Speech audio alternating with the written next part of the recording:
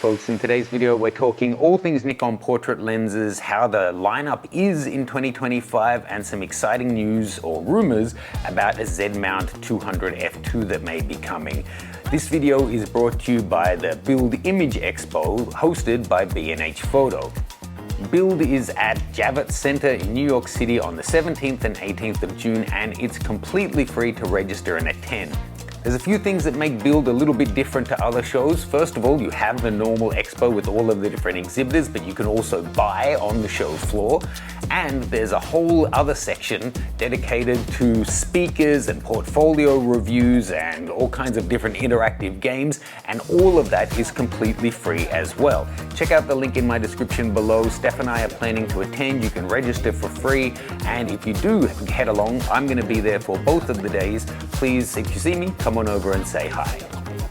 Howdy folks. Now, as a Nikon Z shooter and a Nikon shooter for 15 or 20 years, today I wanted to talk to you about some pretty exciting rumors if they turn out to be true, and have a bit of a more general talk about Nikon Z portrait lenses and how the range stacks up right now. So just taking a step back, if you've been following for a while, you would know that the 200 f2 is among, if not my #1 favorite f-mount lens ever made. Probably for f-mount, I would say it is. There's just something really special about it. Partly it's a personal nostalgia because I got this for myself after a significant milestone in my career. But without getting too wishy-washy about it, the images that this creates are just spectacular. They're different to any other lens, and it makes me want to shoot with it more and more. And it's so good, I still have it as kind of a reference lens. Now, when I sold out of f-mount and moved to z-mount, this actually was the only lens that I hung on to. The other one that I almost hung on to was the 105-1.4e, my second favorite Nikon f-mount portrait lens. I sold this mainly because I thought I should probably sell them both, but I just can't bring myself to sell the 200. But it's unlikely that they're ever going to bring out an adapter good enough to make use of this guy, so sell it before it devalues too much when they bring out a new 105. Then they brought out the FTC and the FTC2 adapters, and it actually works better on the Z8, Z9 and a lot of the cameras than it did on the D850 or the D6, D5.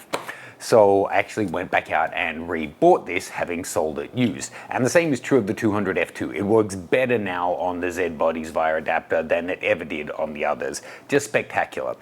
Now, the 105, just talking about where is the state of the range now, I don't, for myself, think actually needs updating because via adapter it's so good.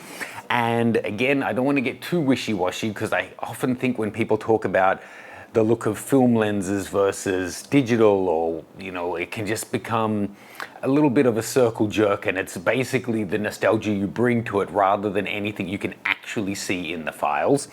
But I do find that the way these two in particular render, and help me out here because I can't really find the right word for it, maybe it's just I like it better, or maybe it's more natural. If you compare it to something like the 85-1.2, the new Z lens, it's spectacularly buttery out of focus areas and almost, you could say, clinically sharp where it needs to be, but it just doesn't have the same character as these. And when I've done comparisons of, say, the 85, the 135 Plena, which is a fantastic lens. I don't own that one, but we can pop the Viltrox one in here. It's in situ kind of. And the 105, I always end up choosing the 105, not just because it's the focal length I like the best, I like the way it renders the best. I think if we step back from being beloved Nikon users and take a look at their lineup, it's fair to say Nikon were late to the mirrorless game, but they took kind of a strange route, bringing out f4 zooms, 1.8 primes, then came back to do the 2.8 zooms and the 1.2 primes, and then years later came back to fill in gaps with the 1.4 primes, and they're not finished on those anyway. But I think it's fair to say, apart from the Noct, which is the 0.95 halo lens that I don't personally know anyone who owns one, they don't really have halo products in the range. And I think the 200 f2 would be just the one to go for. Now, there's been mentions of it in Nikon reports about this is the kind of lens that they still need to bring to market. There's now rumors out there that it's in development and that we could see it before too long. And that's all I know too, is what's out there in the rumors. You know, I often get early access to Nikon equipment to present to you guys, and thank you to them for that. But if I had inside info, I wouldn't be able to make this video because it would be breaking any kind of confidentiality agreement. So I have no inside information. But the reason I would like to see this updated, whereas I think the 105 doesn't need it, we did have the fantastic DC back in the day, but this is just leagues ahead of that. Sure, we have the macro, they could do a Z lens, but I wouldn't buy the 105. The 85 is so much better than the F-mount versions were. The 135, again, we had the DC way back, and the Plena is spectacular, and it's actually smaller and lighter and cheaper than the 85 1.2. The reason, though, that I think the 200 f2 would be really exciting to see a replacement is it just comes down to me being an old bitch, I guess. I'm just getting old and it's really heavy. And as I know, I see the irony when I've just made a video recently about the Sigma 300 to 600 saying, toughen up and just deal with it. That's a great weight. Just to give it all a little bit of perspective, the 85mm f1.2, this guy is 1.1 kilograms or thereabouts. The 105 is just under a kilogram. The 135, the Plena anyway, is just under a kilogram. Whereas the 200 f2, and look, it's not that big of a size difference really. The 200 f2 is 2.9 kilograms, about the same as the 400mm f2.8 with a built-in TC, which would be my favorite Z-mount lens. This is, however, extortionately expensive, but whilst Nikon aren't doing great with their mirrorless lenses on keeping the size down, considering the size, they are doing pretty fantastically with the weight.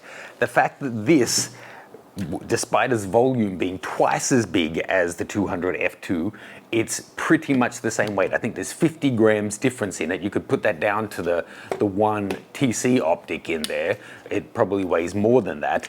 I would personally just be super excited to see a 200 f2 that keeps basically, you know, it wouldn't happen, but I would actually be thrilled to see it keep the exact same optical design, the same kinds of glass, the same kinds of coating, just update the components in here that feel like they're made of lead, concrete, and I don't know, reinforced steel or something, and replace it with the latest motors and the composite components that bring the weight down. If they could get this down under 2 kilograms, it would just be so fantastic. And at 3 kilos, yeah, it's right on that borderline. You could just use a monopod. It's just that this is so small. You can put this and a camera in a really compact bag for the day, and it seems size-wise, it shouldn't need a monopod. And it's, you know, you can basically hold the whole lens in your hand, but it just does wear you down. And once you're considering a 70 to 200 is less than half the weight, or the 85 is a third of the weight, roughly, it makes it really difficult to justify taking out for a full day of shooting. So for me, I would absolutely love to see this guy updated. Let me know as a comment what in the Nikon system do you think is lacking in terms of portrait or other lenses, apart from the obvious that we're still waiting for an adapter that has an autofocus motor in there. What would you like to see? I know there's still interest out there about the DC lenses. Would you be interested in getting Z-mount versions of those, or would just an adapter to let you use your old ones do the trick? If you're in the Z system, then do check out my expert setup guide, as well as taking you through all the different cameras in the system. It shows you how to set up for the different styles of shooting you do, and I'm currently updating it for the Z5 Mark II. All the other cameras in the system are already included. If you are going to be in New York City in June, then check out Build Expo. We'd love to see you there. Let me know any questions you have, and I'll see you soon.